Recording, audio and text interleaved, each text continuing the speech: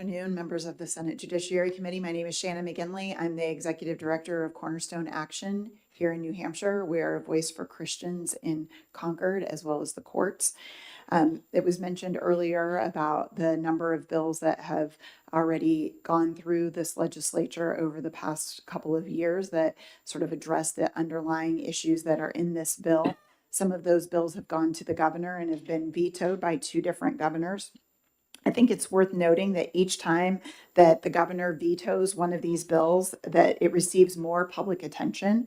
The most recent veto generated significant coverage, with the headlines noting that the governor vetoed a bill that would have allowed biological sex separation in locker rooms, prisons, and bathrooms.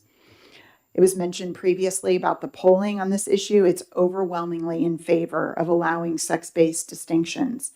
The primary reason that these vetoes have not yet carried political consequence is that many people are simply not aware of them. New Hampshire has limited media coverage and limited civic engagement, but that changes with repetition.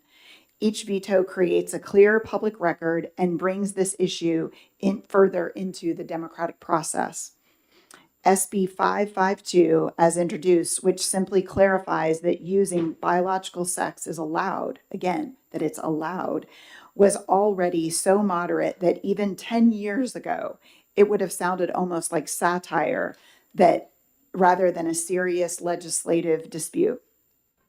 Senator Avard's bill is, in our view, the most legally sound of the biological sex bills before the legislature this term. It is carefully drafted as an allowance bill, not a mandate. Yet repeated vetoes of even this narrow and restrained approach effectively amount to forcing the integration of intimate spaces based on gender identity. That position is increasingly out of step with the majority of the public. The more often it's repeated, the clearer and more unpopular it becomes. I'm happy to take any questions. Thank you.